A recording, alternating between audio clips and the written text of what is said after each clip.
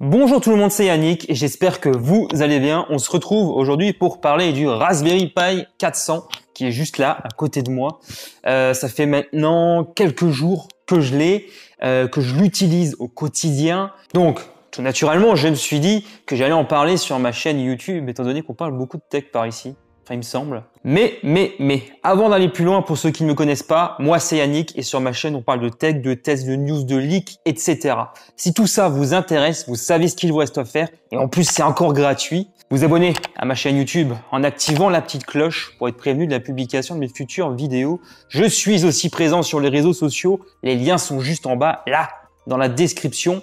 Dans la description, vous retrouverez également un lien qui vous mène vers la vidéo unbox de ce produit qui est à disposition sur Facebook et Instagram. Il y a certainement des choses sur lesquelles je ne reviendrai pas dans cette vidéo. Donc si vous ne voulez rien rater, je vous invite à la voir. On attaque tout de suite en parlant du design de ce petit joujou. Donc c'est un ordinateur avec processeur ARM. Tout ça logé dans ce petit clavier AZERTY qui est juste ici. Il n'est pas très grand, bon, il pèse un petit peu son poids, mais franchement ça va, ça reste assez léger. On y retrouve donc bien sûr toutes les touches de clavier traditionnelles qu'on a ici, avec le petit logo Raspberry juste en bas à gauche, avec la couleur si caractéristique de la marque, j'ai envie de vous dire. Il est vraiment pas mal ce petit clavier. Bon, il y a une petite course au niveau de la frappe, mais sinon c'est plutôt pas mal au niveau du clavier. J'étais assez agréablement surpris. À l'arrière, on y retrouve un port Ethernet gigabit, 3 ports USB, un port d'alimentation USB-C, 2 ports micro HDMI, un emplacement micro SD et enfin un port GPIO. Je trouve en tout cas la connectique assez fournie. Ce que je regrette par contre, c'est qu'on a des ports micro HDMI et qu'on n'a pas du port HDMI standard. Parce que ça fait chier, du coup j'ai dû acheter un câble à part puisqu'ils ne fournissent rien du tout.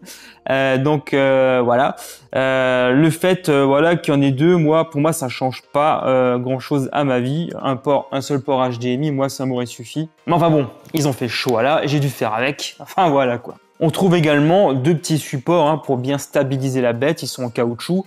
Et également ici, donc il y a deux grilles de ventilation à l'usage. Franchement, il fait strictement aucun bruit. Enfin, moi, j'ai rien entendu. Il chauffe pas trop, ça va, de ce que j'ai pu voir en tout cas. Pourtant, je l'ai poussé dans ses retranchements. Ça, on va y revenir un peu plus tard dans la vidéo. Donc là, voilà, on a vraiment parlé du design de la bête. Fiche technique, je vous la mets à l'écran. Donc il y a un Proco à l'intérieur ARM qu'on a déjà d'ailleurs pu apercevoir au niveau du Raspberry Pi 4 puisqu'il reprend en grande partie ses propres caractéristiques. Simplement là, le form factor est différent puisqu'on a un clavier. Avant d'aller plus loin dans le test, tout d'abord, à qui se destine ce genre d'appareil? Alors, j'ai envie de vous dire que pour son prix, donc il coûte même pas 80 €, c'est plutôt abordable pour ce type de produit, en tout cas je trouve. Sur le papier, en tout cas, il nous propose assez de puissance. Les deux sorties micro HDMI permettent notamment d'y connecter deux écrans 4K Ultra HD à 60 Hz. Donc, je présume donc à ce moment-là, au niveau de la lecture de la fiche technique, qu'on en a sous le coude. Ma variante d'ailleurs dispose de 4 Go de RAM. D'ailleurs, de toute façon, je pense que c'est la seule version qui est disponible. On n'avait pas vu d'autres au moment d'acheter celle-ci. Néanmoins, il faut quand même avoir certaines connaissances dans tout ce qui concerne Linux. Parce que justement, je l'ai pas dit là au début de la vidéo, mais il n'y a pas de système d'exploitation ni de mémoire de stockage intégré à cet appareil. Il faut utiliser donc un port micro SD. Voilà, on peut aussi relier un SSD, etc. C'est aussi possible. Même si moi, personnellement, voilà, je me dis qu'une bonne micro SD assez puissante, ça devrait largement suffire. Vous allez voir qu'effectivement, ça suffit dans la plupart des usages. Donc pour cela, je vais tout de suite vous parler en fait d'un utilitaire qu'il faut télécharger. Si vous êtes par exemple sur un environnement Windows, chez vous, vous avez déjà un ordinateur, vous pouvez par exemple donc télécharger un utilitaire qui est très simple sur le site de la fondation Raspberry. Ensuite, vous pouvez même choisir quel système d'exploitation vous voulez télécharger et installer. Pour ceux qui connaissent, on peut également donc y installer Ubuntu. Moi personnellement, j'ai préféré rester sur ce que propose Raspberry. Donc j'ai donc installé leur propre système d'exploitation. Après, c'est comme vous voulez, puis vous pouvez toujours, si vous changez d'avis, retélécharger un autre système d'exploitation directement grâce à cet utilitaire. Donc c'est très rapide, bien entendu ça dépend également de la rapidité de votre connexion Internet. Donc une fois que tout est fait, vous avez préparé votre carte micro SD, vous l'insérez tout simplement dans cet appareil, vous le connectez, vous le branchez, et voilà, ça fonctionne tout de suite. Au début, il y aura quelques étapes d'initialisation, notamment choisir un login et un mot de passe. Voilà. Également, vous connectez soit au réseau Wi-Fi, ou alors si vous l'avez connecté en Ethernet, là, il n'y aura pas besoin de faire quoi que ce soit, c'est automatique. Au moment de cette initialisation-là, il vous sera également proposé de choisir la langue. Moi, je l'ai mis en français. Néanmoins, il faut que je le reconnaisse, toute l'interface n'est pas intégralement traduite en français. Il y a encore quelques menus qui sont en anglais. Je préfère quand même vous le préciser au cas où. Donc une fois qu'on a fait toute cette première étape, on va maintenant pouvoir découvrir le système d'exploitation. Voilà, donc là on va découvrir ensemble Raspberry OS que j'ai installé directement sur le Raspberry qui est juste ici. Là vous voyez, j'ai juste branché une clé USB, une souris, le micro HDMI et enfin l'USB-C donc pour l'alimenter. Ça fait pas mal de câbles quand même. Des petites choses qui sont connectées au final. Donc là, je vais également démarrer l'enregistrement de l'écran. Donc j'ai téléchargé en fait un petit utilitaire pour arriver à le faire. Il en existe pas mal. Là, j'utilise Simple Screen Recorder. Là, je viens de démarrer l'enregistrement, voilà. Donc voici, donc là on est sur le bureau, j'ai mis un petit fond d'écran qui va bien. En haut à gauche, on a en fait un petit peu le menu principal. Ici, celle qui est donc en forme de framboise, l'icône effectivement de la marque. On clique dessus, qu'est-ce qu'on a? Tous les menus, menu programmation qui vous permet donc d'accéder à des applications. En dessous, dans le menu bureautique, ici vous avez accès à LibreOffice, donc très connu. D'ailleurs, juste comme ça, je vais vous en lancer un pour que vous voyez en temps réel combien de temps exactement ça met à charger. C'est plutôt rapide, je trouve. J'ai pas spécialement de lag. Voilà, on va un petit peu taper, voilà, n'importe quoi. Voilà. Donc, le clavier est un peu petit, mais ça va, on s'en sort assez bien.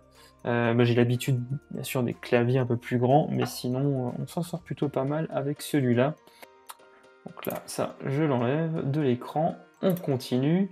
Après, vous avez le menu Internet, donc qui vous donne accès aux différents navigateurs web. Je vais y venir dans un petit instant aussi. Donc là, son et vidéo, Kazam, lecteur vidéo, VLC, et donc ce que j'utilise pour enregistrer l'écran. Kazam ne fonctionnait pas, je ne sais pas pourquoi. Dans graphisme, vous avez le visionneur d'images, donc qui vous permet tout simplement d'ouvrir les fichiers images. Ensuite, dans jeu, vous avez RetroArch.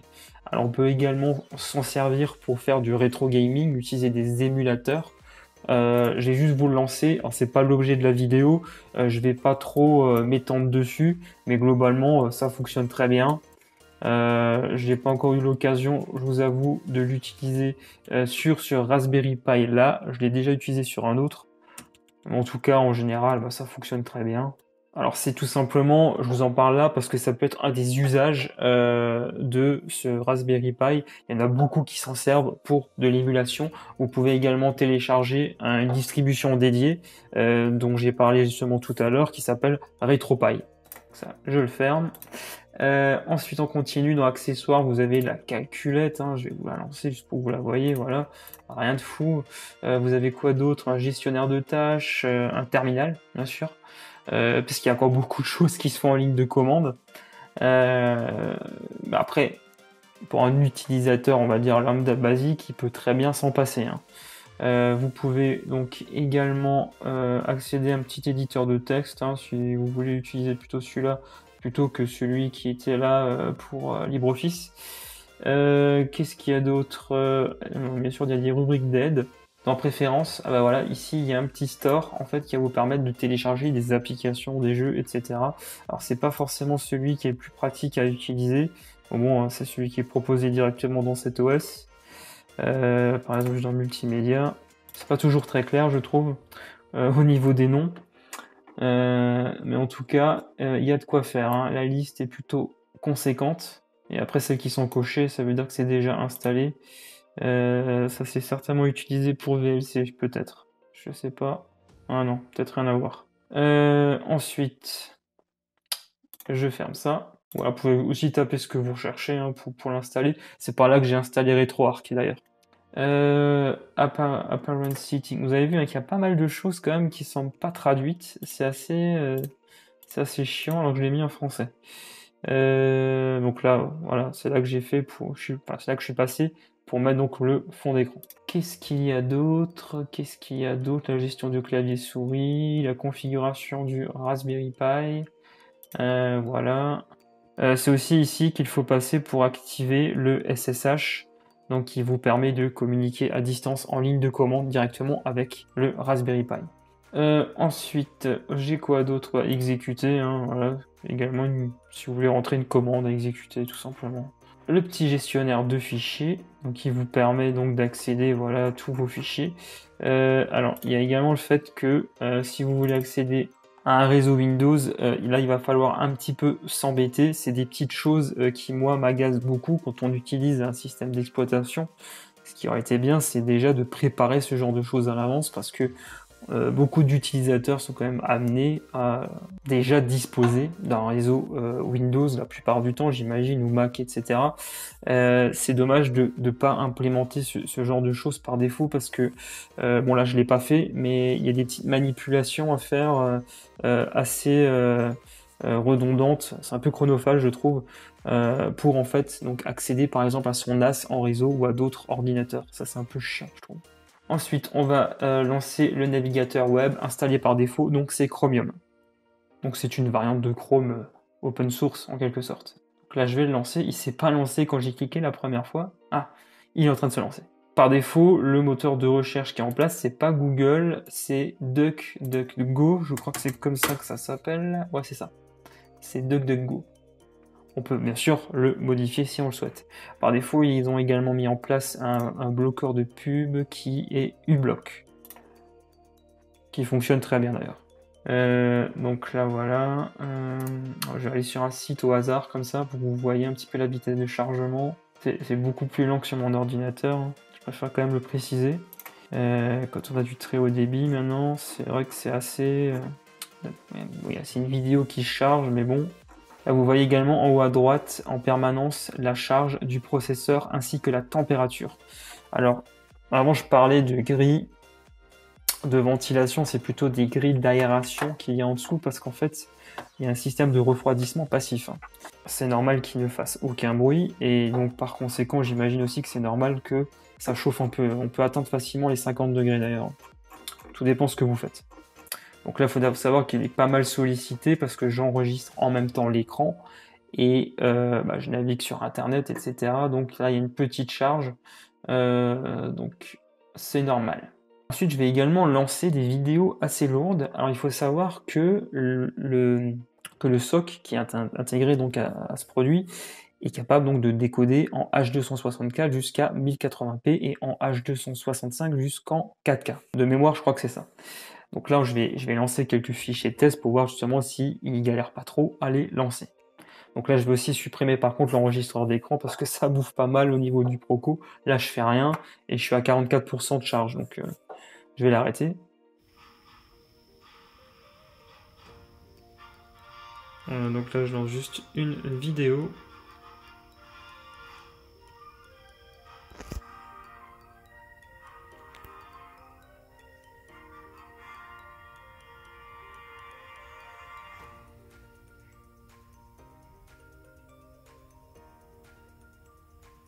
Voilà, donc là ça tourne plutôt bien, sans saccade, donc ça a l'air d'aller, même des gros fichiers vidéo, il n'y a pas de souci en tout cas avec ceux que j'ai lancés chez moi. Voilà, donc là je vous ai fait une première approche du système d'exploitation, donc vous avez pu vous rendre compte, si vous avez on va dire une grande habitude de Windows, que là ça change beaucoup. Comme je le rappelle, ce produit, pour moi en tout cas, se destine déjà avant tout à ceux qui sont déjà familiers à l'univers Linux et à ses différentes distributions. Toutefois, si vous n'êtes pas familier à cet univers-là, mais que vous êtes débordant de curiosité, je vous invite à vous procurer un de ces appareils qui reste quand même très abordable au niveau du prix pour vous familiariser avec Linux, surtout que ce produit justement, je le trouve assez puissant pour la plupart des usages. Ah, donc là, on a fait vraiment un grand tour du propriétaire concernant ce petit Raspberry Pi 400, un produit donc que moi j'apprécie quand même pas mal, même si pour mon propre usage personnel, eh ben il va avoir du mal à me contenter sur tous les points. Encore une fois, je raisonne là comme un utilisateur vraiment voilà basique lambda qui essaye maintenant de se familiariser avec un autre écosystème. J'ai pas forcément envie de chercher de midi à 14h pour résoudre des problèmes que je trouve quand même assez anodins au final. Même si je suis quand même un petit peu familier de l'univers Linux parce que je gère moi-même de mon propre côté des serveurs. Mais là, j'avais vraiment envie de me mettre dans la peau de Monsieur Tout-le-Monde pour voir justement si ce Raspberry Pi 400 pouvait contenter un maximum de personnes. Alors, il a de très bonnes qualités, je trouve assez performant, très complet. Le fait de pouvoir installer assez facilement plusieurs distributions différentes de Linux, sans oublier son design ultra compact quand même. La seule chose peut-être que je regrette au niveau du clavier, c'est qu'il n'ait pas en fait inclus un touchpad. Je pense que ça aurait été pas mal en fait. Parce que là du coup en fait ils essaient de vendre un produit complet, sauf que voilà ils fournissent pas de souris. Ça bon, je fais un peu mon chieur hein, quand même, mais bon. Mais en tout cas, pour des personnes qui veulent avant tout faire de la bureautique, un petit peu de vidéo, ou peut-être encore du rétro gaming, hein, ce produit peut très bien répondre à énormément d'usages. Bon, si vous cherchez quelque chose qui fasse un peu plus serveur, là je vous dirais plutôt de vous orienter vers le Raspberry Pi 4 classique, même si ce produit peut également répondre à cette demande, hein, sans aucun problème. En tout cas, vous, dites-moi ce que vous pensez de ce petit produit en commentaire. Est-ce que vous l'avez acheté? Qu'est-ce que vous faites avec? Je suis curieux, je veux tout savoir. Je vous mets d'ailleurs le lien pour acheter ce produit juste en bas dans la description, s'il vous intéresse. Voilà, on arrive à présent à la fin de cette vidéo. J'espère qu'elle vous a plu. Si c'est le cas, merci beaucoup de me soutenir en lâchant un gros pouce en l'air et en vous abonnant à ma chaîne YouTube si ce n'est pas encore fait, en activant la petite cloche. Suivez-moi également sur les réseaux sociaux, je suis présent, les liens sont juste en bas dans la description. Pour ma part, je vous retrouve très bientôt dans une prochaine vidéo. D'ici là, portez-vous bien, allez, ciao tout le monde.